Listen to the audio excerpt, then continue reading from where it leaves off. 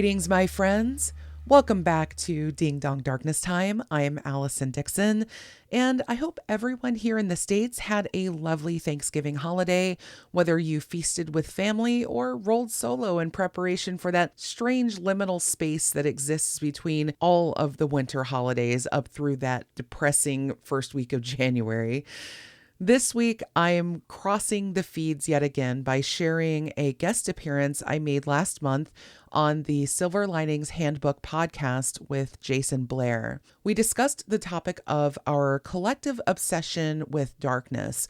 And by that, I mean the sad, the scary, the melancholy. Whether it's horror books and movies or gruesome true crime documentaries, some of us are more drawn to these sorts of things than others. And as someone who's been dabbling around in the macabre for the majority of my career, I had a great time discussing the hows and the whys of it all with Jayson, and we ended up coming to some surprisingly hopeful conclusions about it all. And as anyone who listens to the show with any regularity has probably been able to figure out, being in the dark doesn't mean you have to be completely without the light, or at least the hope for it, or the search for it. In fact, I think hope is the most necessary ingredient of all, regardless of whatever genre you're into. So I will leave you now to this discussion, and I hope you enjoy. King himself says that fiction is truth wrapped in a lie. And, that to me is the most interesting way to kind of process a lot of those difficult truths that are out there. I have a very similar experience with my book Strings, which was the first novel that I had published it was published by a very small press. But it was my first actual novel publication. And that book is unlike anything I've ever written because of its nihilism. That word strikes a chord with me because I tend to avoid that myself. In my work, I always try to put a little glimmer of hope in there. And Pet Cemetery, I think I might have been on some subconscious level channeling that because I've read that book about 20 times, maybe more. And especially throughout my teenage years, just trying to understand grief and grapple with it because I had never lost anybody close to me before. And I still have been very lucky that way. I still have both my parents. I still have my brother. I still have, all my kids, my husband, everybody close to me.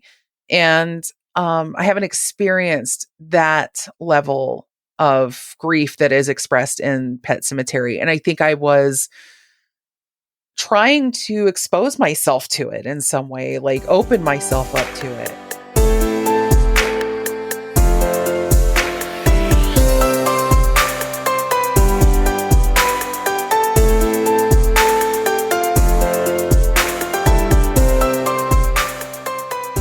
This is the Silver Linings Handbook podcast. I'm Jayson Blair.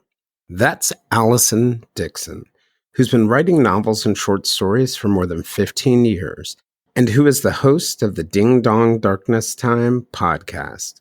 When Allison isn't writing, she's usually spending her time focused on thrillers, psychological suspense stories, true crime shows, and interestingly, crocheting something cute or creepy. Allison is the author of several well-reviewed, independently published novels, as well as a debut thriller, The Other Miss Miller. That book was picked up by Putnam in the United States and other publishers across the globe, and it was published in 2019. Some of the other writing she has done includes the horror thriller Strings, a chilling tale of entrapment and greed that makes you question free will as much as a Calvinist, and the dystopian science fiction novel The Last Supper. Allison says the best thing about being a writer is being able to work in her pajamas. Allison was inspired by Gillian Flynn, the screenwriter, producer, and author of thriller and mystery novels, including Gone Girl, a psychological thriller about whether a character named Nick Dunn and whether he's responsible for the death of his wife, Amy. Trust me, the book is more twisted, complex, and suspenseful than the great movie. What Allison learned from Gillian's writing is that there was a space for realistic and suspenseful fiction writing. She was also inspired by others like Margaret Atwood, the author of The Handmaid's Tale. Allison said that book put her in, quote, a state of awe. She also cites Cormac McCarthy, the American novelist who died this year, and who is the master of writing graphic novels, plays, and screenplays that Allison says show us the power of brevity, a quality that I haven't quite mastered. Allison's weekly podcast is described as one that is driven by her fascination with the weird, morbid, and macabre. But it's not just science fiction like Stephen King's Pet Sematary, but also real-life historical creepsters like the troubled Pinkerton Detective Agency and Amway, tragedies like the car crash death of the 1950s and 1960s sex symbol, Playboy playmate, actress, pianist, and violinist Jane Mansfield, and doomsday religious cults and guru cults. She has an interesting set of friends, colleagues, authors, and others who join her on the podcast.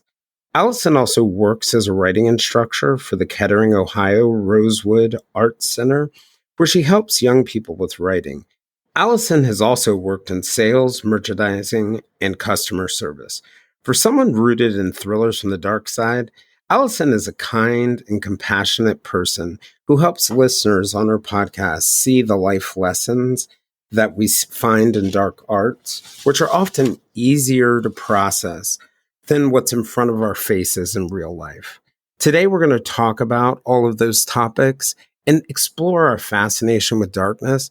But one thing I can guarantee is you're going to find this conversation a lot brighter than you imagine.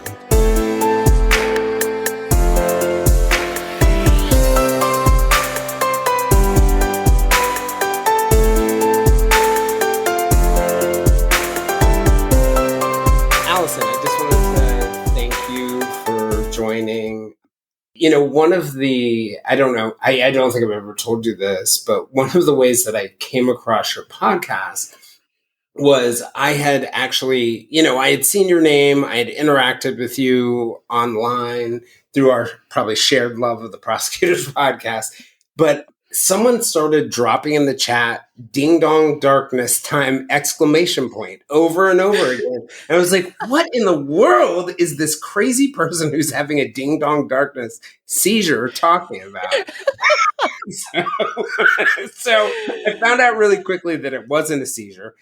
Well, are you sure? Are you absolutely sure? That's a good point. I'm not entirely sure, but at least it led me to your podcast. And, I thought it was really interesting on a number of levels. And I think one thing really stuck out to me is that, there are a lot of let's say true crime podcasts or horror focused podcasts or, just pick the topic or writing focused ones. But I felt like yours was really, even though it dealt with dark topics, what it really was about was society and culture. And I thought it was really powerful the way that you brought together all these different topics that I would have never guessed had this thread that connected them. Yeah. And I think that's one of the things I just really enjoyed. Well, I thank you very much. I'm glad it resonates with somebody because I don't know if it makes sense to anybody but me a lot of the time. I really wanted to have a podcast. That's the one thing I knew I really wanted to do. The problem is it mirrors a lot of the problems I've had in real life. Is when I went off to college, always had a very difficult time choosing a major. I majored in multiple different things, English and journalism. And then I swapped over to, psychology. And I thought about doing nursing and physical therapy and, so many different things that I had interest in. And it kind of mirrors with the podcast. I like too many things. I can never just choose to do one thing. At first I thought, I could do true crime. And then I thought, that's a little too. Everybody's doing true crime right now. True crime is so hot right now, and it requires a level of discipline that, frankly, I don't know that I have or want to have. So I thought, take my love of different types of literature, take my love of history, my love of food, my love of people, and, different types of all types of different subjects and try to find a common thread that runs through it all. And it ends up being that it's kind of all a little bit dark. It's all kind of all a little bit weird. It's a little off the beaten track. It's not bright and sunny and super happy all the time. But I myself tend to be pretty happy most of the time. I usually am a pretty more of an elevated mood than a downbeat mood. And so I said, well, let's see if we could put a good mood with all this darkness. And my son came up with the name for the show and I ran with it. Nice.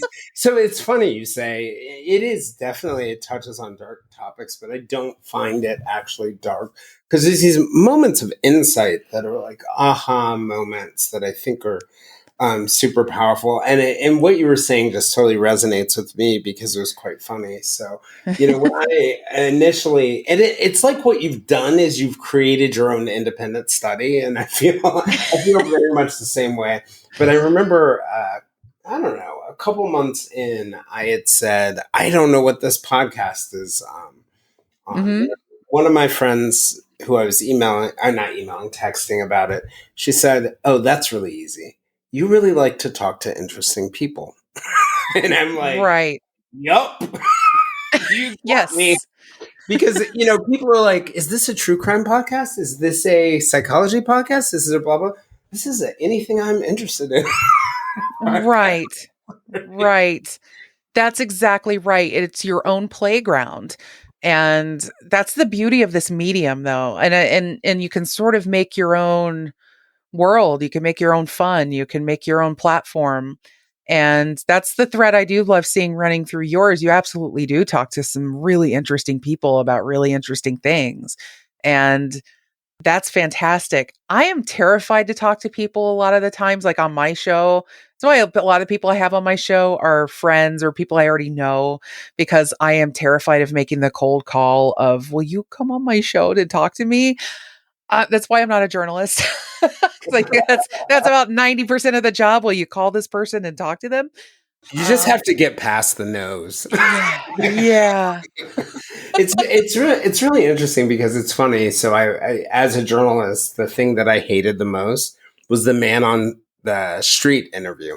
Yes. Happen or parade, and you just have to like take the chance to do it. And I always found those remarkably difficult. The world of email has made it a lot easier for me, but yeah, I think the ones where you do interview and you interview with people I think those are really interesting. Hearing the back and forth and hearing the conversation. So if you need like a booking agent to take the hit if they say no, I'm always available. Well, hey, all right. I may take you up on that.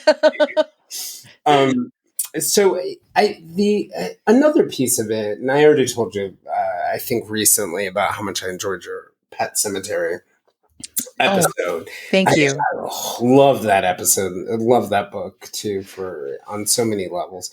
But it reminds me of one other thing that I think stands out about your podcast is like, as you guys are walking through that and you're walking through different stories, you're actually telling really important lessons about us as people. And that part I think is super powerful. Well, thank you. That's definitely what I like to get out of Stephen King's work. Well, really any author, I think, but I think it's a subtle and subversive way to get people to consider things beyond the fright level. When you say horror fiction to somebody, 9 times out of 10, you're probably going to get a negative reaction of some kind. They're going to say, "Oh, I'm not into scary. I don't like it." Brett from the prosecutors, he's often said that they lose 10% of their listenership during the month of October because they like to have some slightly spooky topics on their show during that month. And so there is just an immediate off switch. And so I think being able to show people the humanistic side of these stories is so important. And maybe it will get people to possibly examine horror as more than just a spectacle. And King is particularly good at that because I think he just is such a humanistic person that I think that's just what he ends up glomming onto as well when he's writing. And it's never more evident, I think, in a book of his than Pet Cemetery or The Shining. Yeah, Um, the but Shining. yeah, you can really get a sense of King's demons and then what things that Mhm. he's wrestled with throughout his life through the lens of those stories, I think. But yeah, Pet Cemetery just hits more on a deep, visceral, cosmic horror level as well. And so I it's a total package. Oh, absolutely. And you can see, if you were to read a biography of Stephen King, you could follow sort of like from his childhood on.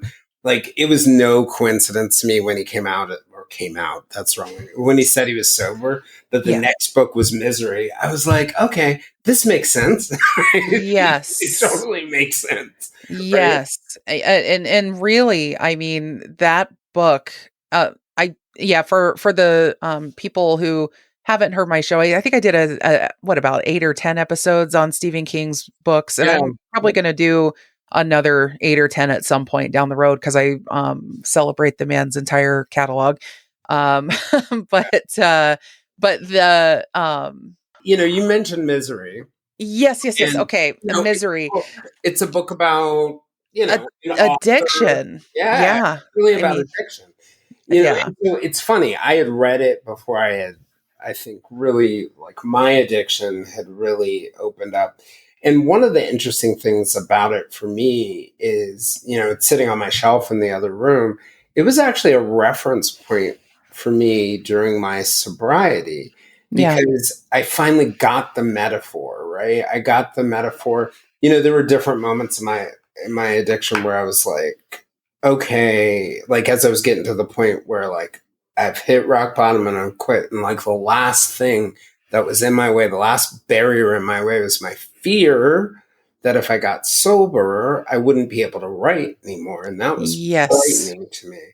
And then, Yes. and then in just looking at King's story of being trapped like that and Mhm. being controlled, it was just very instructive on my end. And, like, I think of his other work, like, the first horror movie I ever saw was, like, Firestarter, which was about the young girl.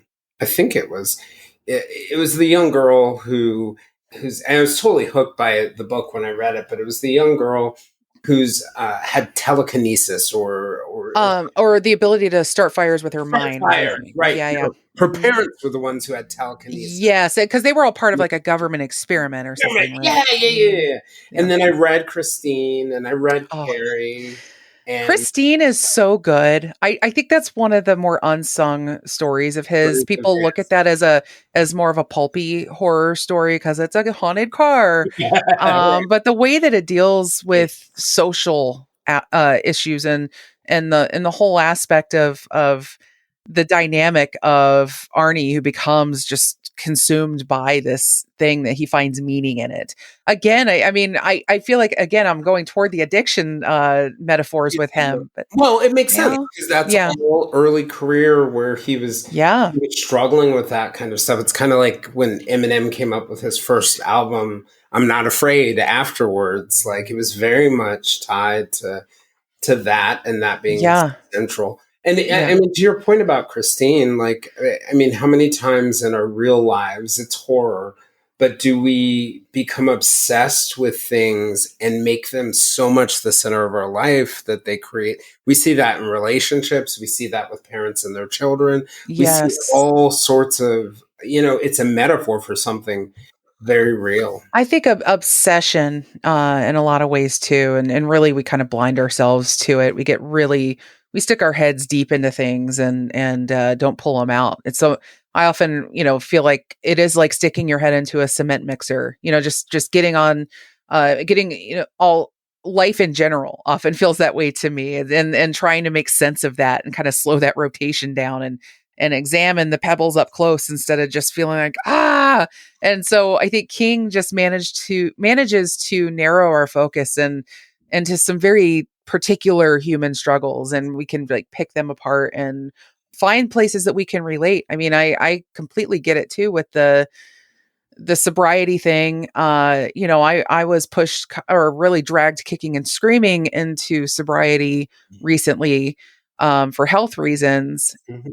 that are way too complex to even begin to talk about here. But but it has forced me to really confront the ways that I was using substance and the way the substance controlled me, especially alcohol in particular. Right. And thank you. I mean, it was just one of those things where it's like, well, I could keep doing this, or I could really just die in the next year if I just keep doing this. And I don't want to die. It's funny. My reason for drinking has always been to just turn the volume down in my brain. Oh yeah. That's my reason for any substance. Yeah. Just Yeah. like, can we please just be quiet up in there? And now I have to find other ways for it to be quiet up in there. Yeah, Uh, and yeah, it's a yeah, tough thing to. And I think this is true of all of our habits to varying degrees. Depending on yeah, who you are, it's hard to let go of the things that, and I think a lot of people don't understand this about addiction, but it's hard to let go of the things that make us feel safe. yes, yes, absolutely. And you do take a measure of safety in it. When COVID was going on, the lockdowns or a lot of the restrictions were going on, and we really weren't sure what was around the next corner. Oh yeah, vodka was my bestie. And, I really sidled up to it quite a bit. Hmm. Uh, and, and I've been a casual drinker for most of my adult life, apart from when I was pregnant with my kids. But yeah, I mean, it's, Well, I'll tell you you know, something. I think I've maybe told one person. I've been sober for 20 plus years. yeah, And during that's COVID, great. yeah, it's been a blessing. I'm shocked every day. I'm shocked. Not just that I'm sober, but that it's been a blessing. I'm shocked by that part because it doesn't it doesn't. Right. But during COVID was the first time I literally went to the ABC store, bought a bunch of liquor, ended up throwing it down the right in the kitchen sink, and Yeah. that was like the first time. I mean, it brought COVID and the isolation and Hmm. the fear of what was coming. I used to joke that like the only way I would use again is if I was on my deathbed, and I must have felt like I was on my deathbed on 2020 because that shocked me, that scared me, that I mean that yeah, I wouldn't I wouldn't even throw the bottles in our building's trash can. I took it to another because I was like, I don't even want to be near the Right. smell Because of. there is that point where it's like, oh, I would dig that out of that trash can. Oh, Oh, absolutely. yeah, yeah. Absolutely. And yeah, so life kind of tests us on a regular basis. And, sometimes, yeah, when we have to give up those creature comforts because they're killing us, uh, or our relationships or whatever in some way. And then you step back and you're like, wow, I haven't been hungover this week. That's kind of cool. I can actually get up and feel good. Or you start to just realize that, man, I was really dumb and I was losing my memory of things. Yeah. That was the other part of it. I'm like, And you look in that mirror one day and you're like, oh my God, that's the pretty little boy that went away. yeah, yeah. And, and maybe that's why I've probably been into Stephen King all along in some way. Cause I can say that, I mean, I have a lot of addiction or, alcoholism and stuff throughout my family. And I think that's another thing that, looking at them as cautionary tales was somehow harder. But somehow it makes more sense when I read it in the context of fiction. Stephen King would be so happy if he knew the slow road to sobriety. Yeah, my mother's cautionary tales were not enough. Sorry, mom. Right? Well, Um, it was from your mom. That never works. yeah. It's funny too because I'm just thinking about horror writing or writing in general, but particularly horror writing because it's often metaphors and allegories and all sorts of other things. It's a way to exactly what you said before communicate the way it was for you, communicate a message to us that we may not be able to take head on. Yes. I've always thought that the best writers of horror and sci-fi and things like that are actually really good psychologists before they're Yes. even really good writers. Absolutely. Absolutely. I would say, that's the major I went the farthest in with college. I bill myself as a three-time college dropout. Nice. But that was my longest major and my deepest love. And to this day, I think that that's still what I consider where I lean. And in terms of like career interest. Yeah. But being a writer allowed me to explore that realm in a different way. All I do is analyze people when I'm sitting in front of a manuscript. Mhm. Every single thing I'm doing is through like an analytical, what would this character do given their particular proclivities and other quirks versus this character and their particular ways of thinking. And it's just constantly thinking about people. It's So almost being like an FBI profiler. You have to get in the head yeah. of the character. Yeah, I get to do it without having to do all the real work that the The reports and the right, yes, all the right. boring stuff, right? Yeah. Yeah. It's funny because I'm sitting across a giant bookshelf and there's literally 3 copies of The Stand on it, like Oh, anniversary edition, fill in the blank. But yes. one of the things about those books you talked about how like they really spoke to you. I feel like I learned a lot from them, like multiple lessons, right? So I talked about Firestarter in the beginning, and Mhm. like I learned the very obvious things. Okay, possibly the government does these wacky things with people. Let me figure that out. But I also learned like what it felt for like a 7-year-old girl to feel abandoned.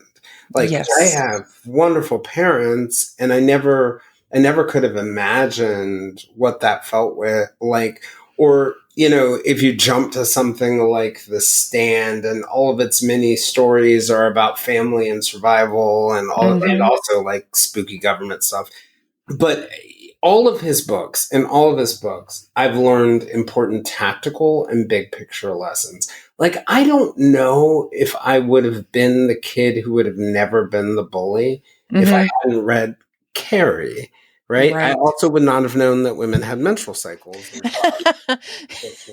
but That was honestly, I relate to that very much. I honestly think watching Carrie was the first time I learned not just about periods, but also tampons. yes, Because I had to ask my mom, why do they keep saying plug it up? I was like 7, maybe yeah. 8 years old watching this thing. And so I was a few years before that whole thing became relevant to me. And my mom was just like, never mind. We'll get into that later. But yeah, that movie was I relate to that when you said that.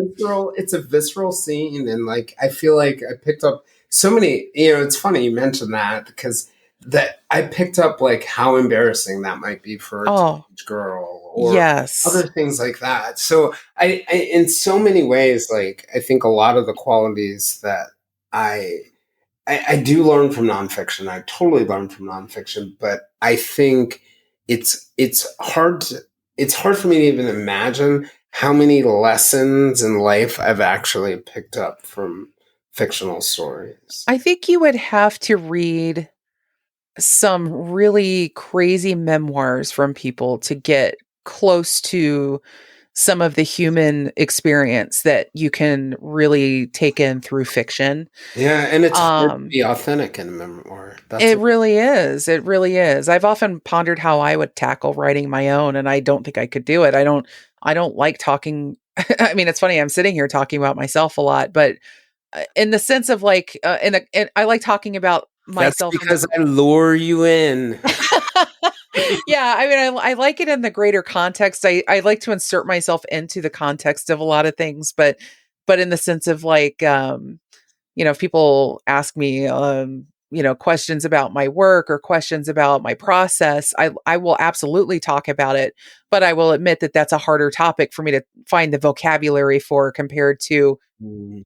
reading somebody else's interpretation and then going, "Oh, okay, yeah, I can apply myself to that." And so so when it's comes to like writing memoir, that makes me feel like, yeah, I probably would have to either embellish it in some way or just not do it because I don't think I'd be satisfied with what my life looks like strictly on paper. And so fiction just allows us to kind of just puff it up just a little bit for it's sort of like the Mary Poppins effect, you just give it that spoonful of sugar and it just makes that medicine go down and that's or It's Stephen King beautiful for yeah, cognitive dissonance, right? Like this yeah. is me, but it's not really me. Yeah. Yeah, absolutely. And King himself says that fiction is truth wrapped in a lie. Mhm. And that to me is the most interesting way to kind of process a lot of those difficult truths that Mm. that are out there. So, Well, let me take you back to Pet Cemetery for the, and could you just, one of the things that I'm just wondering about that I heard for the first time on your podcast, and you also solved the mystery of why it's spelled with an S instead of a C for me because I didn't know that. But I was always baffled by that. But one of the things that you said, you mentioned that king point about truth wrapped in a lie. But mhm, I guess sometimes even the lie is too much. Like yeah, you mentioned in the podcast that King had stuffed it in a drawer yes. and didn't. He said something along the lines we didn't know it was nihilism, and he didn't know where it came from. What do you learn as a writer, both from the content and the process of that book? Mm. I have a very similar experience with my book Strings, which was the first novel that I had published by. It was published by a small press, very small press, but it was my first actual like novel publication, and that book is unlike anything I've ever written because of its nihilism. That word strikes a chord with me because I tend to avoid that myself.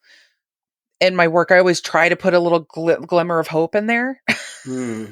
And Pet Cemetery, I think I might have been on some subconscious level channeling that because I've read that book about 20 times, maybe more. And especially throughout my teenage years, just trying to understand grief and grapple with it because I had never lost anybody close to me before. And I still have been very lucky that way. I still have both my parents, I still have my brother, I still have you know, all my kids, my husband, everybody close to me.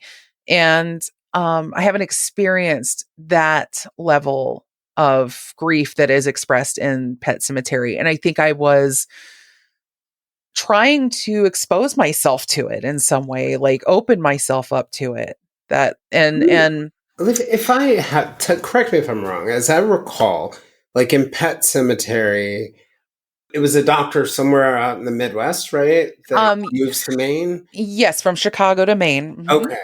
And he and his family move, right? And I remember in the beginning of it, like there were all these weird things happening. The one that I remember was the bee sting, but maybe there was a fall of with one of the kids. Yes, the little girl, she fell off the swing and scraped her knee, I think. And it was all happening like in one direction in the yard, right? Yeah. And then Mhm. there was, I remember like very vividly this walk from the house. There was like a path that led to the pet cemetery. Yes. And Yes. do you want to take it from there? Yeah, absolutely. Yeah, that first walk that they did to the pet cemetery was really just in one of sort of innocent discovery. They had seen the path going into the woods, and that's the kind of the one that kind of blows the cold breeze on the back of your neck when they first discover it, because the first question that entered my 12-year-old mind when I first read this book and has entered it every time I've read that book ever since is who is coming to maintain that? It's never mentioned. I mean, they might say kids from the neighborhood, but this is a rural road out in the middle of the country. And it's never even mentioned any other time throughout the book that people are coming and maintaining this. It just seems like a path that has always been there, that is just appears. And that immediately puts you on guard, that you're just going down this perfectly manicured path into the woods. And then you end up in this place where it is very mystical in nature with these concentric circles and these crudely shaped monuments to these departed pets, and, written by these children mostly. And then, of course, on the edge of that, they notice the giant pile of the fallen trees and fallen branches and things, like a barrier between Why? Right. here and there. And it's that temptation of, do we go beyond the barrier? And it sets that from the very beginning. It's almost a Chekhov's gun. Of course, they're going to go over the barrier. Yeah, right. But what draws them over that ends up being some of the most blood chillingly terrifying Well, things imaginable. am I right in remembering that there was, there was that barrier of trees. And then soon afterwards, the doctor and his wife get into some kind of argument because she doesn't want to talk about death or the. Yes, she's very death phobic. Yeah. And Yeah. I thought like those trees, that was like a metaphor for that. Like that idea, she doesn't want to deal with grief. It really is that denial, isn't it? And a very much a symbol of getting over that to what ends up being a very scary truth. Like the barrier is literally, we are trying to protect you from this horrifying truth. Don't go over it. So there's some of that too or, you could take that all the way back to the Bible with the Garden of Eden and the tree of knowledge. Tree of knowledge. And you pluck that fruit and there's no going back. And so it's a story as old as time. And I think that's one thing I love about it is that you can still, pluck those little fruits and put them in the story and they still resonate because that pursuit of knowledge and going too far, it can really wreck you. Yes, exactly. That's You got to be careful with that stuff. curiosity, our desire to know, our Yeah, need to. it can destroy you. Yeah. Yeah. My friends joke that my desire for things to make sense is eventually going to be what gets me killed. And I don't, I don't doubt that they're right. But one of those things that's kind of interesting about that book and that interesting about this thread of things that have to do with things that are dark is that, I think to some extent, and please interrupt me if I have this wrong, but the wife's sister had died of something when. Yes, it was a spinal meningitis. Okay. So it reminds me of like that idea of trauma. You have trauma. Do you cross that line? Right. Because, trauma is like this curse of if you do cross the line and deal with it, it can consume you. If you don't cross that line, it will surely consume you. So, I've always thought, to your point, that like Pet Sematary was about grief, but I also kind of relate to the idea that for someone who's traumatized, it feels like a no-win situation. And that when their child dies in the book, which eventually happens, it feels very much, and that was one of my takeaways after reading it, what a no-win situation. And I think we can all relate to feeling that in like, end of life moments. Like if I let this person go, I'll never have them back again. But if I don't let them go, they'll suffer. And, and it is interesting too, because I love the way the book pivots emotionally because, through the first half of the book, through most of the book, we're in Lewis's point of view, the main character, the father. And he always comes off as this very meticulously analytical, very realistically driven man, very anchored to reality. And he's not into superstitions or religion or anything like that. And then when that horrifying trauma of their little boy getting killed happens, it suddenly pivots because it was Rachel we were supposed to be worried about. Rachel, who couldn't even talk about death because of what happened to her sister. We actually see Rachel take a healthier walk through dealing with the horror of what happened to her son and actually grapple with grief in a more natural way than he did. Then Lewis just completely was consumed, I think, because when you go from hardened realist to experiencing something as horrific as losing a child, I think that the propensity to completely lose yourself can be even greater because it's almost like you're falling from a greater height. Yeah. Whereas, somebody who is like Rachel, she was never going to climb as high as Lewis on the hubris ladder.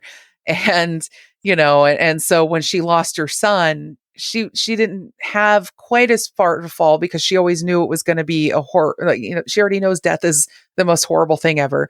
So, and also knew that it based on her life experience that you can't escape it.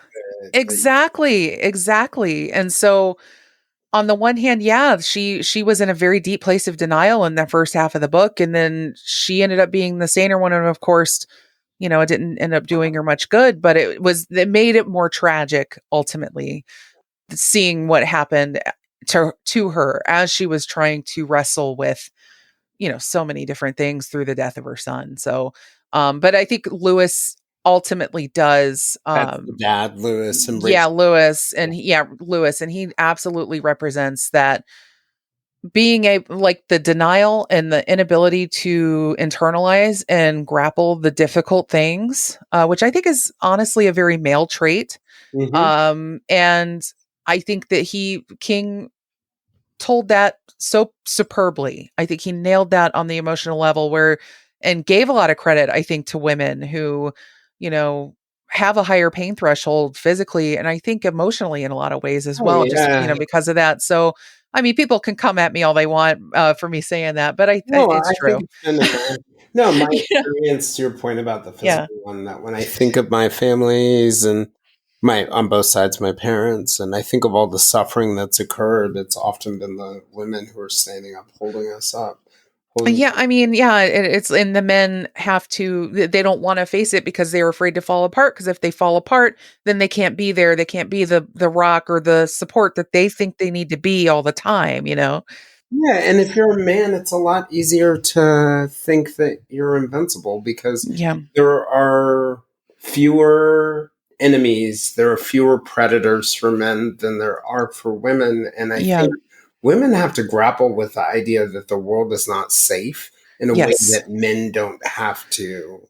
Um, Oddly, I think the Barbie movie actually I don't know if you've seen that I yet, but haven't. that I will just say that that movie very smartly uh demonstrates that dynamic and I'll just say and it's not really spoiling anything but there's a minor part in the Oh, I plot don't mind. where I love movies even when I know it's going to happen. oh awesome well Barbie and Ken go over to the quote real world our world from Barbie Land. They come over and immediately Barbie notices that the men are just all looking at her, objectifying the heck out of her. And they're looking at him too. They're looking at Ken and they're both dressed goofily, and roller skating outfits and everything.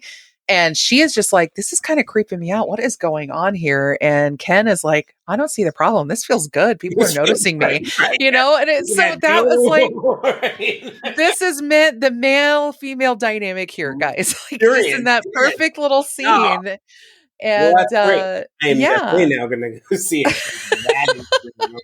So here's my last pet cemetery question. Well, I mean, we might as well tell the end of the story, sure. but why didn't they move out when the Yeah. neighbors has the heart attack on Halloween? Someone Yeah. gets run over on Thanksgiving. It's like a sign to me. Oh, for sure. And I think that is the classic example of audience participation in a horror story where we see people going up the stairs when they hear the sound and it's like, don't go up there. Well, Why especially, aren't you no! leaving?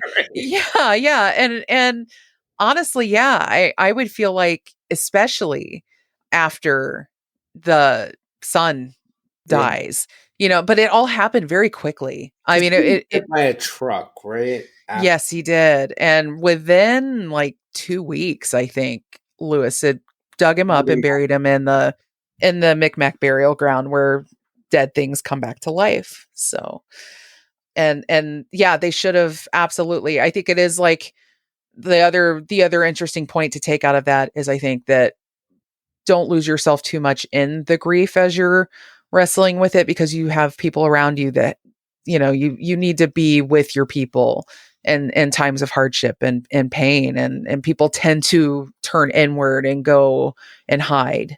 Yeah, and I think even the message of like when the son, it's Gage, right, is Yes. resurrected, like he was so different than he was, Oh and yeah. I felt like there's this. Judith Royce, the children's author, talks about this idea of we have certain necessary losses and that we cannot protect ourselves or our loved ones from pain or the inroads of time, and that losses are necessary to and leaving and letting go are necessary to growing, right, moving on and growing. Right. And he's resurrected as somebody else, and it's that lack of acceptance of the loss. Like you can't have it back. You're refusing to accept the loss. And I always thought that like you have, you know, this very, very different, dangerous child that ultimately the father ends up, well, the child ends up killing two people, including his Right. mother.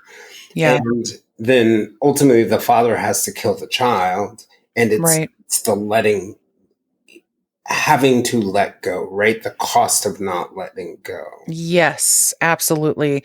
By the time he came to his senses, it was way too late. And, the book paints it in some ways, well, not in some ways, it paints it rather explicitly as the influence of the burial ground, the pull that it has, the attraction that it has. And it gets back to that again, that sort of addiction aspect, or that sort of like that thing that pulls at you, that obsession, that obsessive behavior that tends to grip us at the most intense times in our lives. And you'll, And like a good addict, he doesn't learn the lesson. absolutely, until it has taken everything from him. And Right. even then, he didn't really learn it because there's a coda to that whole book, and that he buries his wife up there That's too. totally what I meant.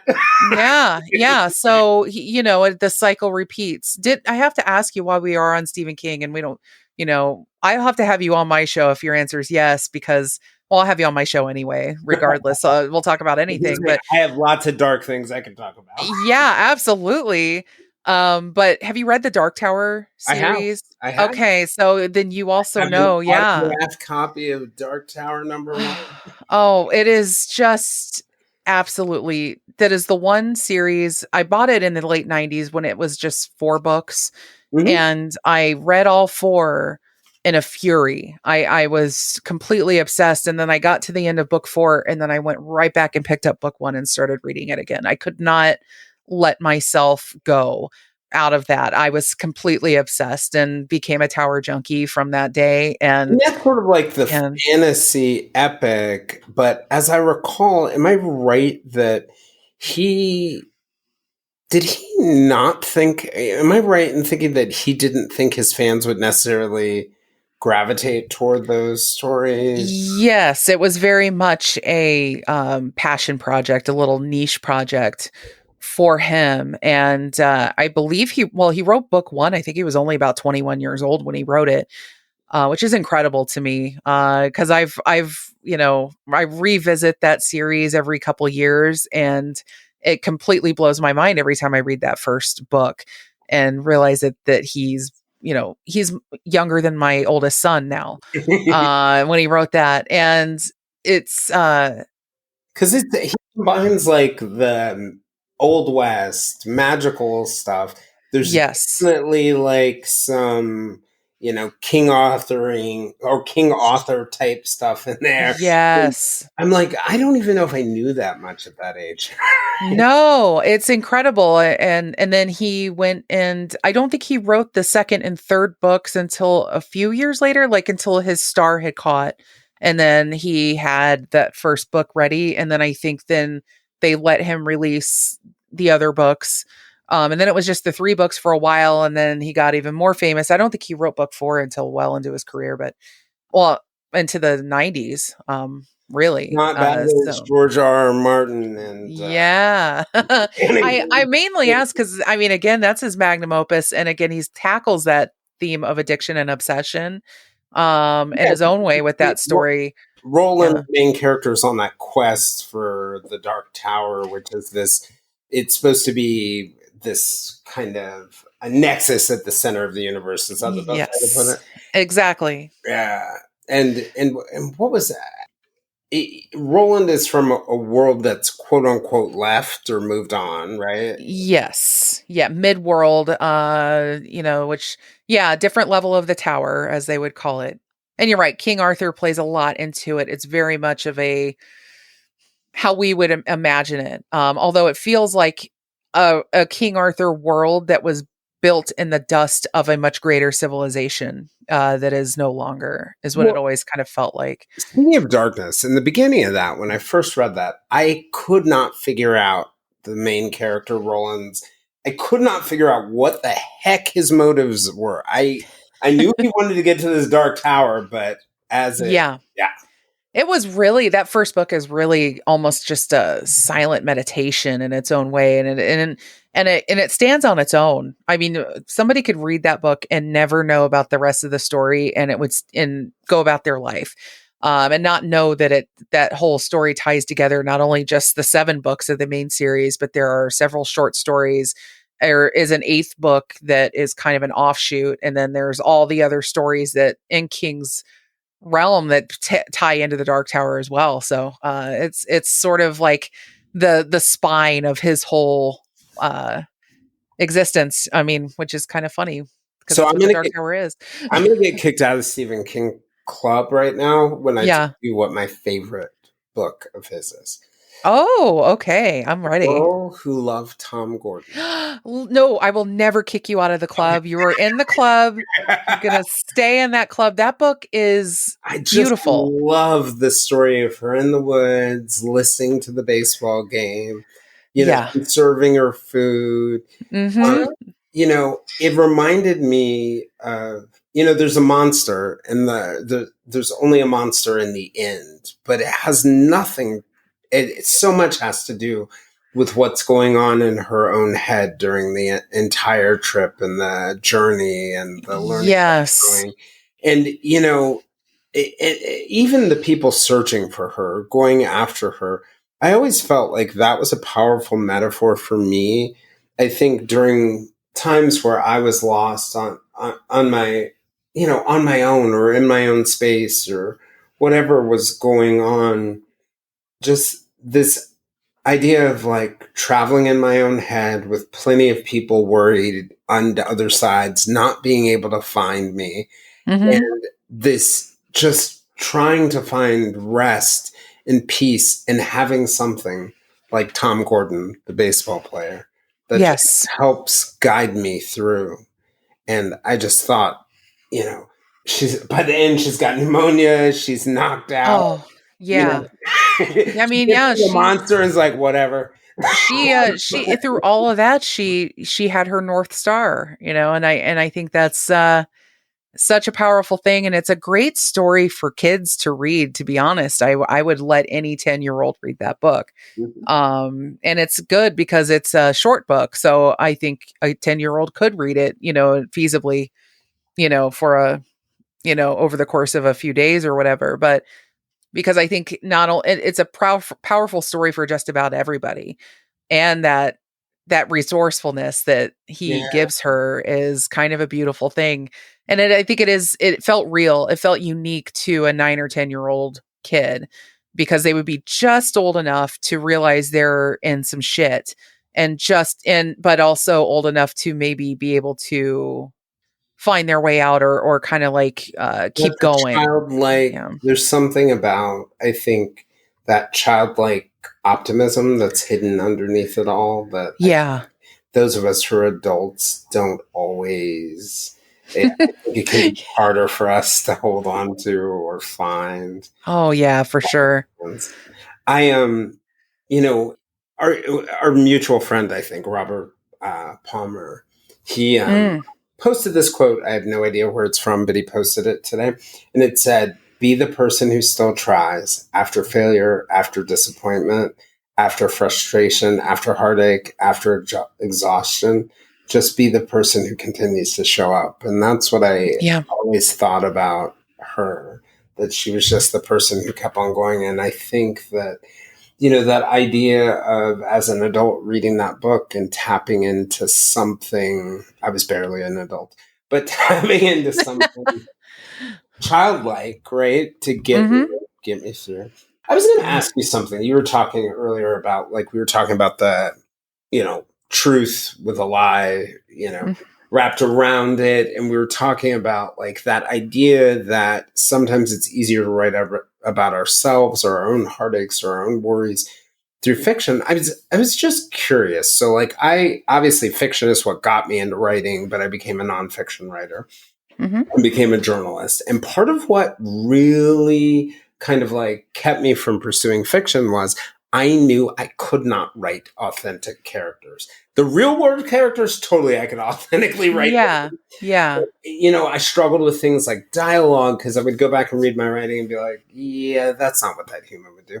Um, so, so I went in a different direction. So I'm always curious to ask people about how do you get the inspiration for and how do you write authentic characters, and also not just authentic characters, because you have all these characters that you're trying to make authentic and you're trying to put them on authentic storylines, because you could have Yes. authentic characters without authentic stories. So go ahead, tell me what's the magic so I can become a fiction. I think it's a multifaceted thing. So when I first started writing fiction as an adult, I should say, because I've been writing stories as a kid and up through, but when I got into my late 20s, that was when I decided, all right, I'm going to do this for real. I did blogging for a while, but my heart was always in fiction. And so I started writing a lot of short stories. And to me, short fiction allows for you to work in sort of a parable mindset. And, I grew up going to Sunday school and, reading a lot of Bible stories and things like that. And, I'm more of a spiritual agnostic now, but those stories still resonate with me in a lot of ways. And so short stories were more about just the concept of something. What's the idea? What's the main idea? And then I would just populate that. I would answer that question or discover that concept, and I would just build a character in it. And I didn't put too much thought into it. It wasn't until I started writing longer fiction that I realized, oh, these people have to be kind of real. Because by that point, I was already really into trying to tell a story that had an idea that could resonate with somebody in some way. And so when it came then to writing novels, it was like, okay, what is the most powerful thing that sticks with me throughout my own life? What are these concepts, these principles that I always find myself going back to? And for me, it's always this concept of duality Mm, and how people present their one face to the world, and then there's another one kind of mm, in the shadow. And so, and I noticed this most in the context of marriage and family. And that to me is the dynamic that centers nearly everything, is this concept of what looks like a beautiful marriage is not necessarily, or what looks like a beautiful life isn't necessarily. And, we see this through social media Facebook a effect. lot. But Yeah. it's really interesting. So, like, this is one of those things that grabs me, and I know my mind is like a little twisted in ways that most people's aren't. But Hey, well, that's why we're friends. right, yes, that's why absolutely. So, but like, I've always struggled. They talk about this idea of like the mask of sanity that a lot of psychopaths or serial killers have, and I've always struggled with understanding how other people don't understand that. Right. Right. Yeah, and by that I just mean like the notion that like we've talked about like BTK Dennis Rader or someone like Israel Keys or like pick your person. I think Ted Bundy Oh, yeah. is a great example of this. That all these people had dual lives, right? They had this life where that they like to show to the public or to their family, and they had these life where they pursued Hmm. in their cases, like sexually sadistic things. Well, Right. remove the sexual sadism from it and make it about something else. And I think to some extent, we all live in duality. Like, very few Yes. of us are like running down the hallway sharing our deepest, darkest secrets. I was just talking to one of my closest friends recently, and she's an absolute sweetheart. And she brought up something about, I don't know, it was religion or growing up in the church. And I was saying to her, there are no thought crimes. We Right. are all like this. We Yeah. all have our public face and we all have our. And I wonder whether that's part of the reason why that resonates with people. Like, Oh, yeah. people on the conscious level can't deal with the fact we want to embrace this idea of authenticity and that this authentic person is the person that I'm showing to the world, but the reality is different. Oh, because the second you show it, you have nowadays especially, you have thousands of people on the internet prepared to, destroy you for it. Ah, And, I already did that. yeah. I already did that. I'm good. You know what? It doesn't bother me anymore. Right. I mean, that's the thing. It's like, we want to say that we're more accepting of different types of people, but it's like, oh, but maybe not that way, or maybe not this way, and so, or when people mess up and they try to atone for that, that you just see a pile on where nobody wants to give them any measure. So what does that do to people? It forces them further into those dual mindsets. Because I mean, I'll just say, even parents do this to their children. They don't mean to. Oftentimes, they don't realize they're doing it because it was done to them. But it is like, you're going to be this person that I want you to be, and I'm going to Mm. form you into this mold. And then you're creating another kid that has to then live to please mom and dad while also keeping other parts of their life separate and secret. Well, so And, it's really interesting that you landed in that, and I know you studied psychology, so forgive me if I'm telling you something.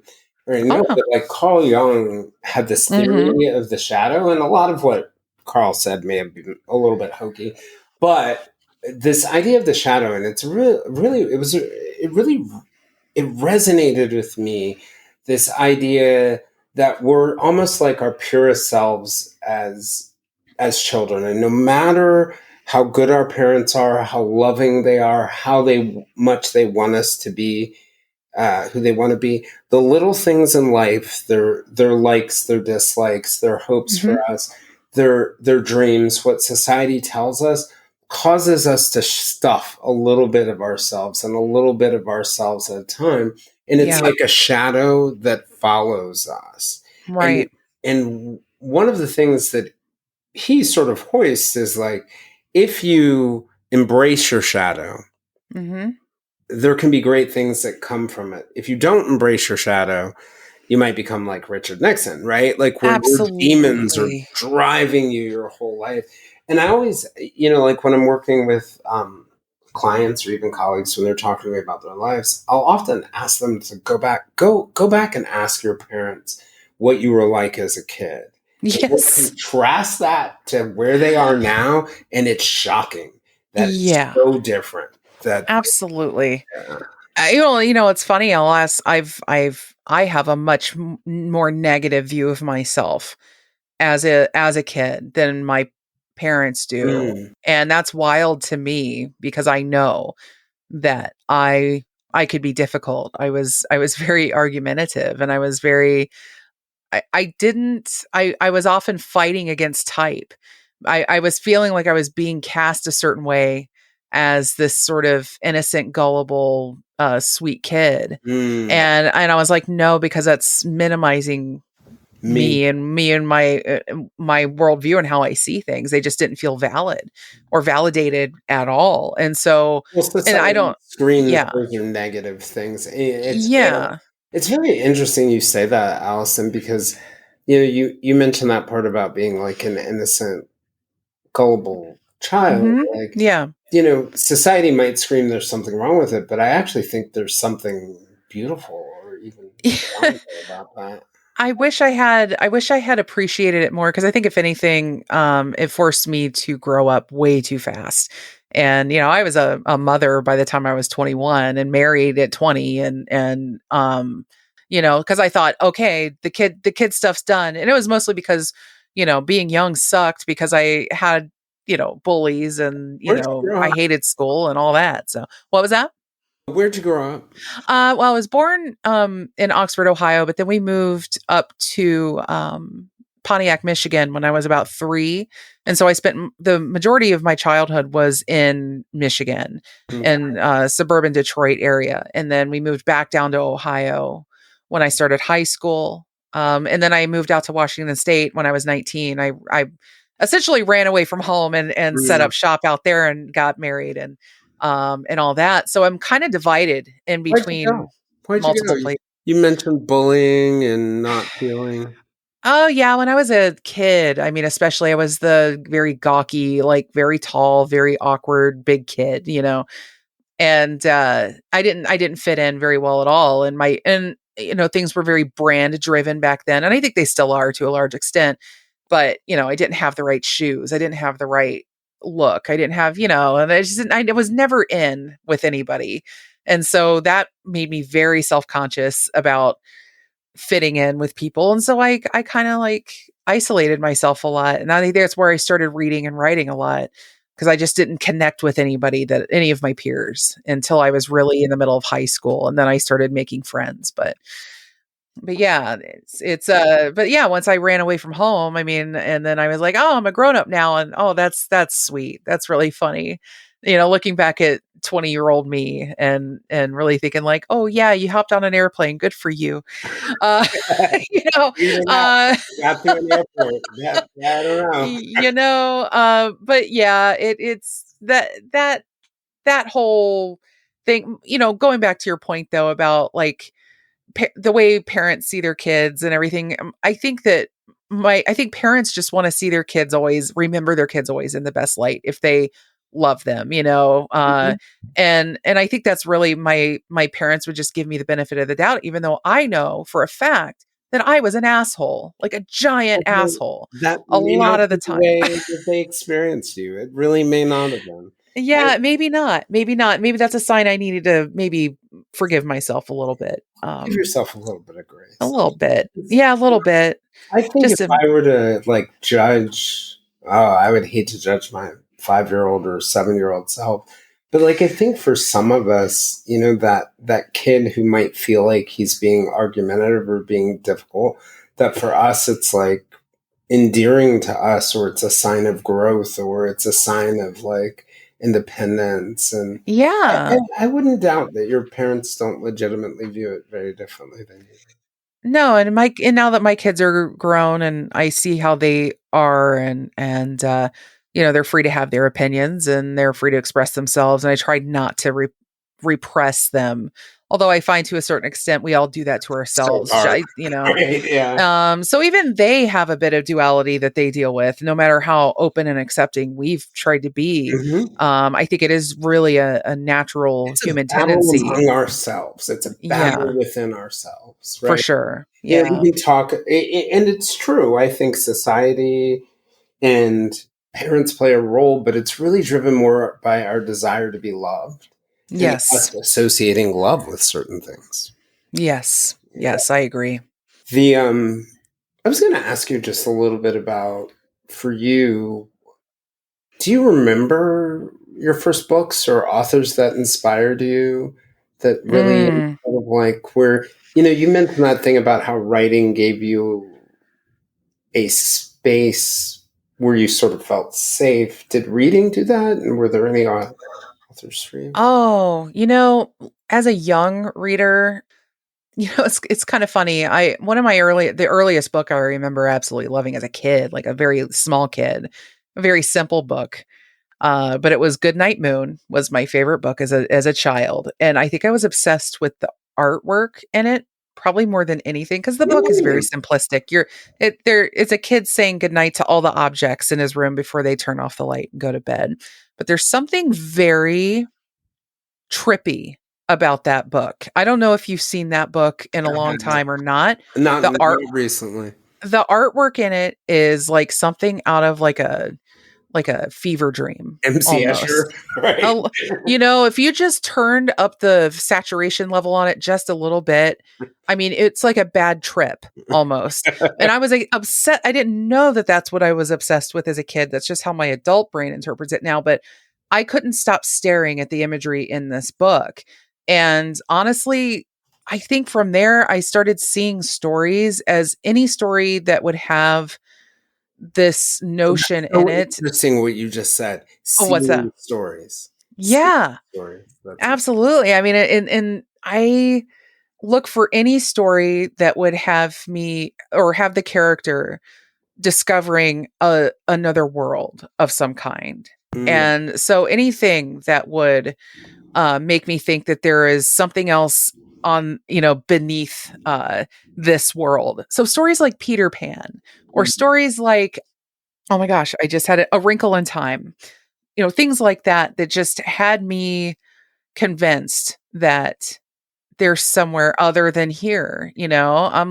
I'm looking for the world behind the waterfall. I'm that kid who, like, if you climb behind the waterfall and you go behind the waterfall, what if there's like a magical world? Wizard of Oz was such a formative thing because the tornado, the terrible, scary, awful tornado, picked up her house and dropped it in this beautiful, amazing, magical world.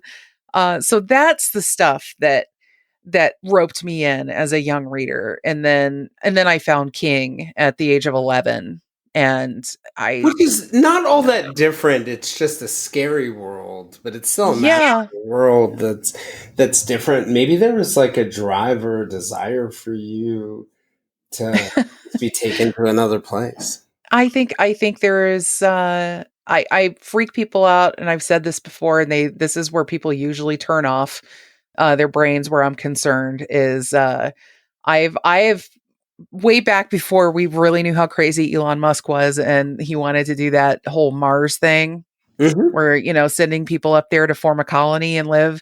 I said I would absolutely, if I didn't have like my kids or my husband, and I was a little more, just me on this planet, a little more solitary, I would have been the first one to sign up for that damn thing. Yeah. I mean, if I were younger too, because I think I was already outside the age limit for that. But this idea that, like, I want my bones to be somewhere else, not on this planet, is I want my bones to be on the moon. I want them to be on Mars. I want them to be floating in space with Gene Roddenberry. I mean, I want You're an um explorer. That's yeah, and I think that's at my heart. I think that's what it really comes down to is I don't know if I'm from here. Like, like, am I meant Or to maybe be on you're this just trying to planet? get out of here. I think so. I don't know, but yeah, I think that's, if you're digging down to those Freudian and Jungian levels, that's probably what it all amounts to is I'm just an alien, man. Yeah, just just trying to find your just way home. trying to find my planet, and I don't know where it is. Oh my god, that's going to be taken out of context Well, at isn't some that point. all of us though? On some level, we're just on home. Yeah.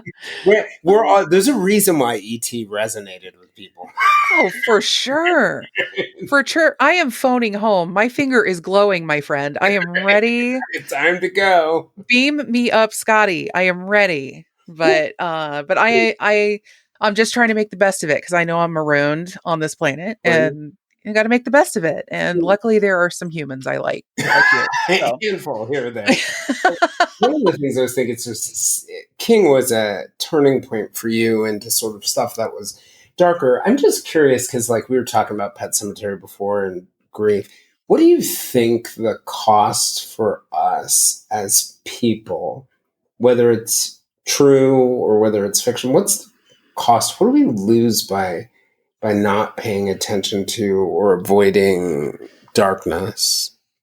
That's a very good question that I entertain a bit looking at the dynamic between my husband and I, because he'll watch anything with me. Like, if I say, he'll be in the middle of watching something and he'll literally just hand the remote over and say, it's yours, do whatever you want and we'll watch it.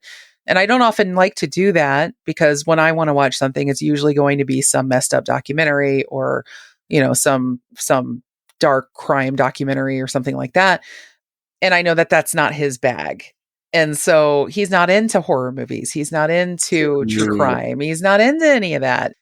He doesn't mind exploring darker subjects through the certain contexts, usually science fiction, but he is definitely more of the lighter side. And I've wondered myself, like, but I've seen how he's dealt with grief and I've seen how he's dealt with challenge, and he manages to stay so steady through a lot of it. And he just has a mindset that I find very mysterious because it's very, I'm freaking out externally and I am the person that wears my heart on my sleeve. And I am just very much what you see is what you get. And he just processes things very rationally and very calmly. And it's kind of fascinating. So on the one hand, I'd say we're setting ourselves up for a lot of problems if we are in this realm of toxic positivity. Mm. This idea of, oh, you look at all the climate change and all that, but if we just live for each day and don't think about it, then it'll be fine. We'll figure it out.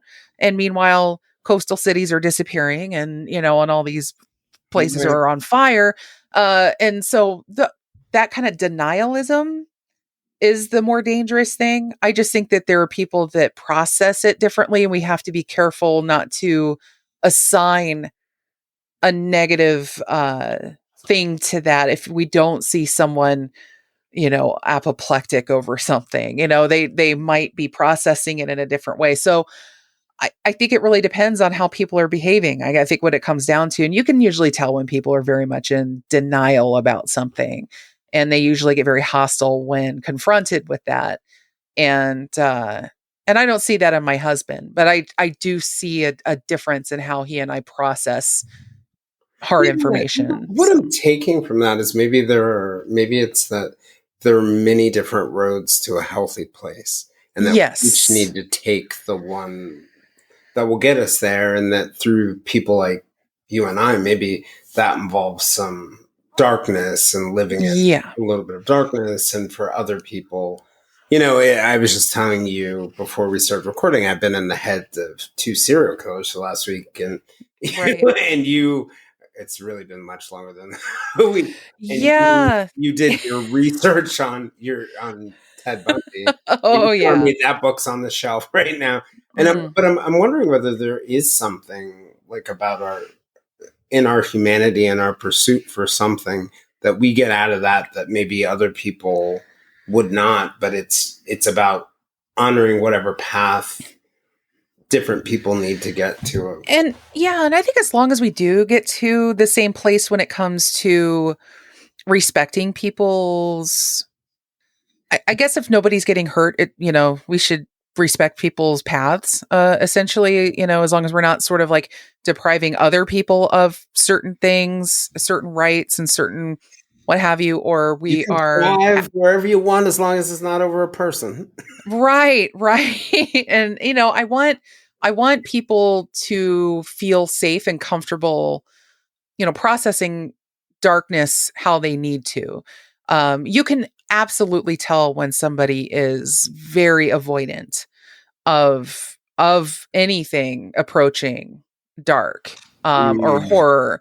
But they may confront darkness and horror and those aspects through other mediums. Maybe they don't watch scary movies, but maybe they watch cable news every day, which I do not do. Right. Or maybe the Um, reel is running in their own head based and on. I have my own fears and avoidances. Like when I mention cable news, it is literally, I cannot. It is, as soon as I see an anchor on a screen with the little graphics running underneath, my blood pressure pings about 30 points. It doesn't matter what they're talking about. I don't know what it is. My long time partner, now ex partner, but best friend, she would stop reading the news and give me Mhm. the job of just letting her know anything that's important. Yeah. I mean, yeah, I will happily read it, or I'll happily disseminate it through talk and discussion, or I'll go on to, various boards. I'm like, please give me something to read, or give me a podcast, or give me something. It's something about the overly made up personalities, that the sense that beneath all of the things, that the words that they are just spilling out into the void is this message that we must be angry and outraged no matter what. And that to me is not a healthy way to explore the dark. Right. Yeah, Yeah. yeah, yeah, yeah. Absolutely. Right. And So I think there's some element to what the real darkness and how much of it we can handle. Maybe some of these dark messages need, and I'm curious what your thought is. Like, we mentioned the Bundy thing in the book there. I don't know whether you're willing to talk about it, but I'm curious yeah. from your perspective, just thinking more broadly, even beyond sort of like horror and fiction, into the real world. We're recording right now on the day that information came out about the Delphi murders. That was Yeah. graphic. That's Abby Mm, Abby Williams and Liberty Tremaine, who were killed, I think, in 2017 in Delphi, Indiana, and that was just horrifically. I mean, there Yeah. was a story in there, but the details of the killings were really difficult. And I remember telling a friend today, "Do not read it." And of course, Yeah. I read Yeah. And it. I know the friend you're talking about, and I completely agree, and I hope she did not. Because I will admit, as soon as I got my hands on that document, 135 pages, saw the table of contents and saw page 28 referring to the crime scene. And I took a breath. I took a very deep breath because, those details have been kept so concealed over the last 6 years, 7 years, that nobody knew anything for the longest time. We were left to sort of imagine the worst in our minds. And without revealing even a single detail of that crime scene, I can absolutely say it surpassed the worst that was in my mind in certain ways. Or it was, I would say it either surpassed it or met it right there in terms of what is the worst thing that I could think of that could have actually happened. And yeah, reading that, confronted directly, like, that's what happened. Wow, this wasn't just a come on down, kids, and quick and dirty and done and out. There was more to it than that. And that is something that I would definitely say. I don't think people need to read or confront things that way in order to have feelings about it, or but so I people need to be careful with what they read, because that's going to live in my head for a little while. And I can only imagine, and I'm just a nobody, just reading this stuff, family and the people involved directly in it, knowing now that that's out in the world, that has to be a hell of a thing. So difficult for Yeah. them, yeah, and for the family members. I think, just listening to you, something dawned on me. Like, Mm. why did I read it? Why did I Yeah. read something like that? Why do I read a lot of these things? I think I am so desperate, and I don't know where this comes from in me, for things to make sense. Yeah. I have these conversations, I read these books, I take the psychological or other messages out of them. But, I feel a tremendous amount of sadness for the girls, but I can't say that I felt horror or fear or sadness in that particular moment reading the details. I Hmm. I just felt, this is so terrible, but at least now it makes sense. Yes. And Yes. and Yes. yeah. Hmm. Yeah. I think you're absolutely right. Delphi has offered a really interesting opportunity for us to ask ourselves whether we needed that information. We had 6 years with just the mere suggestion that it was very bad to carry this huge momentous involvement in this case that people have had all across the internet, of people obsessed with this case and interested in this case, and making it their pet case that they want to see solved. And they were able to do that without knowing exactly what happened to those girls. And so now, am I enhanced anymore by knowing those details?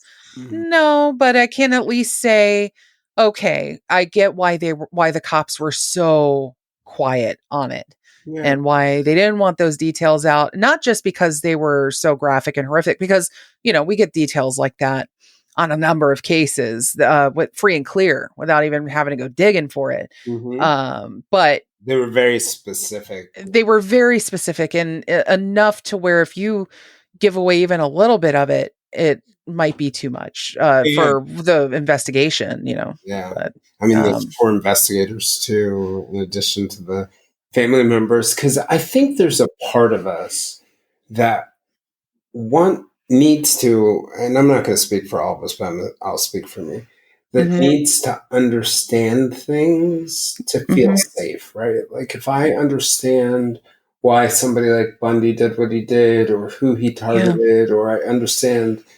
the way that what my client at a large company wants, or what my partner wants or did or desired, that if I can just understand it all, I can keep Mhm. myself safe.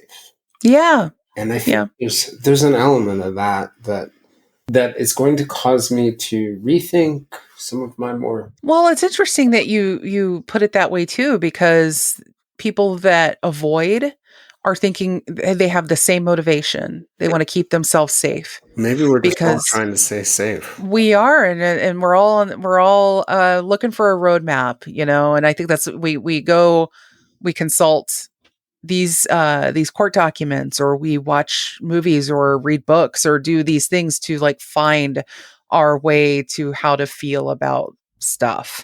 That sounds very basic, but and self-explanatory, I guess, or self-evident rather. But um, I don't think that your approach is at all illogical or bad, and I relate to it quite a bit because there are roads that I have gone down, very very dark ones, in order to seek that same understanding.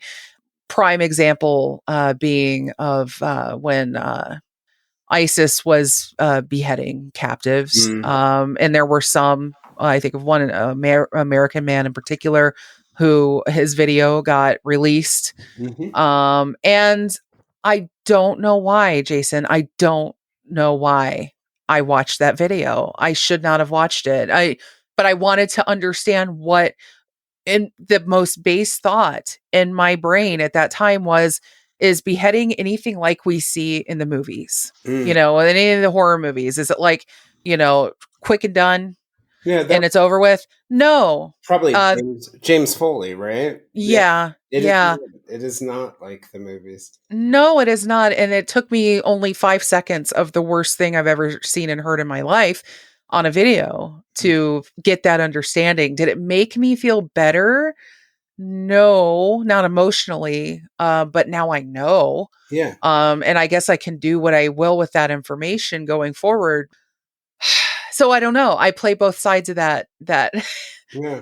Well, that issue all the don't time, I guess. don't feel too bad. I looked at Yeah. the video too, and I Yeah. I remember this time where it was January 6th, and the videos were coming out afterwards. And it Yeah. was the woman who was one of the, I don't know whether we call them protesters or break-in artists or whatever you want to call them. Right. But one of the people who broke into the Capitol, Ashley Babbitt. Oh, yes. And I Hmm. watched the video of her getting shot, bleeding out, Yeah. dying on the floor. And I watched it over and over again. And it was so interesting, Allison. This will make you feel better about your version of it. And I talked to my therapist in my therapy session. I was like, I don't get it. I don't get why I'm watching this over and over again and trying to. And she said, why don't you think about it for a week? And I came back into therapy the next week. I was like, I know why. I'm just trying to feel. I'm Yeah. just trying to feel. Yeah. And I, and it was just weird. And it was sad and it's tragic. But I think we live in a world that desensitizes us to so much, right? Oh, yeah. The Oh, yeah. boats that are going in the ocean, the bad thing that's happening to these kids in the cities. And I think in that moment, I'm watching this person die and just trying to like connect. Because yeah, I think on the base level, human beings, we know, I mean, that the one thing that separates us from really the rest of the animal kingdom is the knowledge that we are going to die one day. Now, we don't all accept that, we act accordingly, but we have an awareness of our mortality in Mm. general, but we only view it in the abstract. Normally we don't get to witness. Now, I think back in the pre-industrial age, especially, or maybe, pre-mid 20th century, human beings had a much up close and personal relationship with death and corpses and everything associated with dying, because there was so much disease, so much warfare, so many just bodies just everywhere, for various reasons throughout human history. And then a point came where we removed death from society and we put it behind the closed, safe doors of a funeral home and made it so those people can handle it.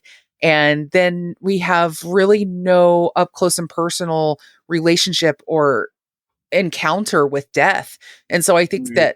that part of it, because it used to be, if a family member died, we would they would lie in state in our homes for 5 days or 3 days or whatever, depending on the custom.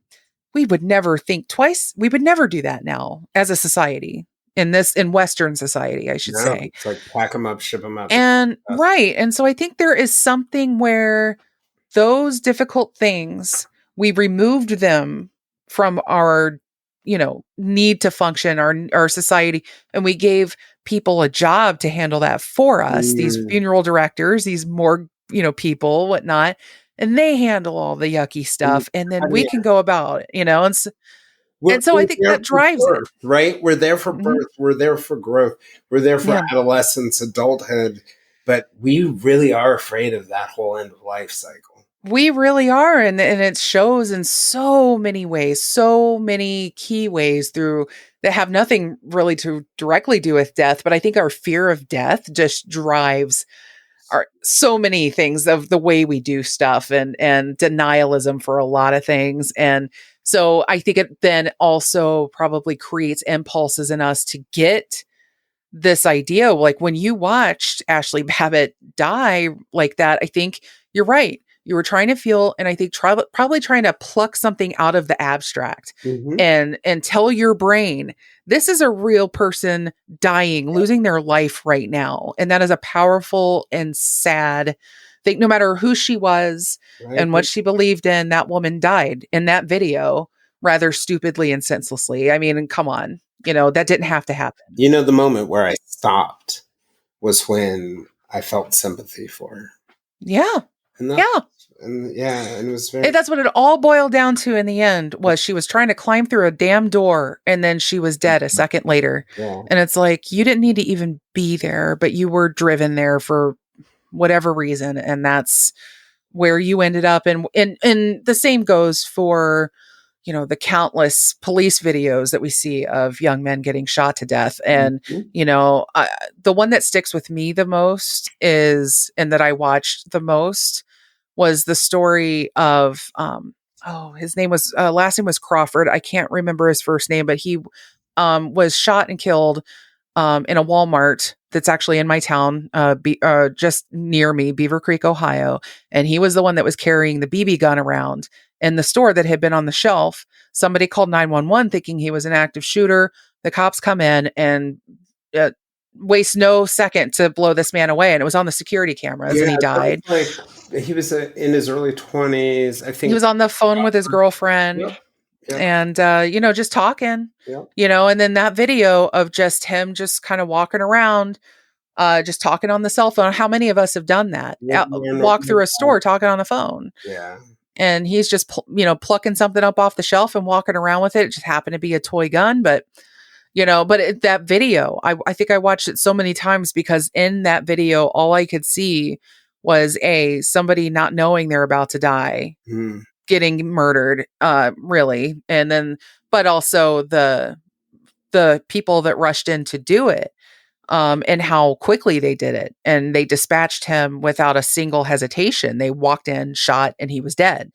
And all I could think was, where's the pause? right. Where's that moment where Where we we all assess the realize that situation? isn't, yeah, that this. And Was, and that's, just but at the end of that video, every single time, it's like, I just watched someone die, and that's going to happen to me one day. I'm going to die, and I have to think about how that's going to happen. And and so that's where my brain goes when I do stuff like that. I guess So it all comes back down to Pet Cemetery, and we can't. yeah. Yeah, it does. Yeah, It does. right. All roads return there. So I'm going to go ahead and give you a chance, right? Like, Mhm. and before I do that, let me just make a plug for your podcast, Ding Dong Okay. Darkness Time. If people have not seen it, let me tell you one thing. It is like absolutely authentic. I love your voice. It's way more positive than you guys think, and it's probably also more dark than you could possibly imagine. So we kind of veer back and forth. We don't want you feeling too safe. yeah, it's really hard to tell, right? Yes, yes. But Yeah, it is absolutely authentic. You get the real Allison, which is what I really, really, really love about it. I have no doubt that it's the same conversation on your podcast that I would have on my podcast or that we would have in my living room. And Oh, absolutely. yeah, I love about that. But let me go ahead and throw it out to you for any closing thoughts, if there's anything you want to talk about or Uh, throw I out just there. I want to say, like, when you get into your 40s, as in I'm sure you can relate, because I think you and I are about the same age, that do you ever feel have you felt like I've reached it. Like, I've had all the friends I'm gonna have. I have it's sort of like out of Fight Club. I have my Yes, it's self-serving when I walk friends. in the door and I I have say, I've my lived a charmed life. Yes, I have, and in Fight Club, it's like I have my IKEA coffee table, and everything made sense when I had that IKEA coffee table. Like, you reach a point where you're like, I'm content. I've got everything I need. I can ride out whatever's going to happen. But the thing is that when I started getting into podcasting, and not just as a podcaster, but a listener, I never would have guessed in a million years that I would meet the people that I've met, and the most amazing, interesting people that challenge me all the time to maintain an open mind and to be a little less reactive than I would otherwise be, because I am a reactive person. That is my worst trait. And I'm constantly working on it, because I used to be way worse than I am now. If people see me online and they think I'm brash and and I swear a lot or whatever, just realize that the person you're seeing now is the result of a lot of work. Yeah, yeah, yeah. And, Maybe the and swearing's a good sign. yeah, I think it's my pressure release valve. And now that I can't have alcohol, I'm probably going to swear a lot more. So just be Good. fucking prepared. But my main thing, I guess, in closing, is that getting to meet you, getting to meet Brett and Alice from the prosecutors, getting to meet Bob Mata from Defense Diaries. I mean, and all the fans, Jayson from Santa Maybe. This circle has lifted me up and fortified me in ways that I never would have guessed. Just sitting there at a table, putting puzzles together, listening to the early episodes of The Prosecutors because my friend Chris recommended them to me, because they covered Ray Rivera, and he and I were obsessed over that case. Mm. And then he's like, "Oh yeah, this new podcast, they just talked about it. You should check it out." And I was sitting there in a kind of a lull in my life and just putting together jigsaw puzzles on a cold winter day in the middle of the pandemic. And, put that podcast on, not thinking about it. And then the next thing, probably about 6 months later or more, I'm, friends with the show, a lot of, and meeting everybody. And I just think it's, And we're we've been a talking, family. There's no what's it? question to me that we are a family. I tell Yeah. Brett, you know, he has a great podcast and Hmm. it's smart and it's logical and Yeah. I appreciate that. But I told him, Brett, your gift is that you can bring people together and you Yeah. it's a family. Yeah. If anybody had told me that somebody with Brett's background would now be one of my best friends on this whole planet, if somebody had told me that a year ago, well, not a year ago, because he's been my friend for longer than that now, but let's say 2 years ago, or 2016, November 9th, 2016. If somebody had told me that, that's all I got to You've say. been like, You know, sure. I would have been like, get the hell out of my face right now. Mhm. There is no way I was ready to entertain anything like that.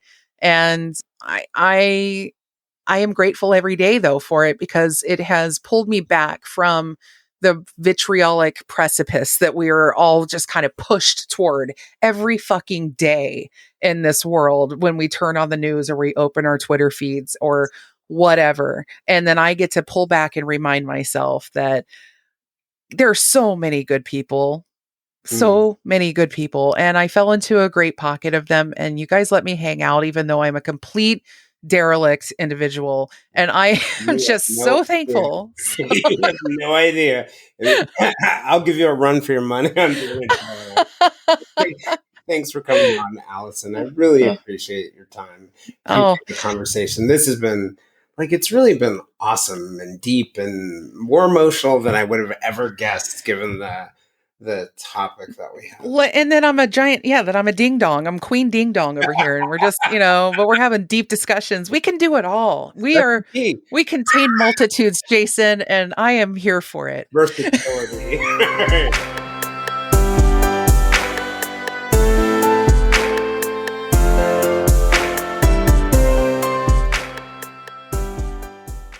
Hello again, my friends. I hope you enjoyed that talk as much as I did having it.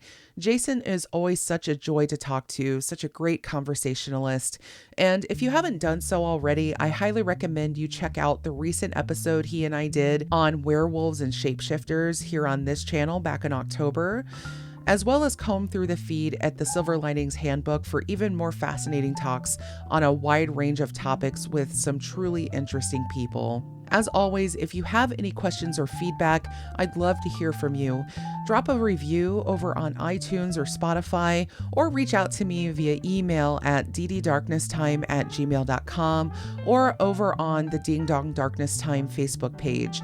And check out my brand new website as well, warpedcortexmedia.com. Yes, that's right, Warped Cortex. It's still in its hatchling phase, but it will soon be the main hub to check out everything I'm doing in the world, from writing to podcasting or whatever other trouble I want to get up to. As the site develops, I'll be talking a lot more about it here on the show, so go ahead and give it a bookmark so you're already in the loop. Anyway, thank you again for listening to this, and I will be filling your ear holes again with some Ding Dong Darkness real soon. In the meantime, take care, my friends.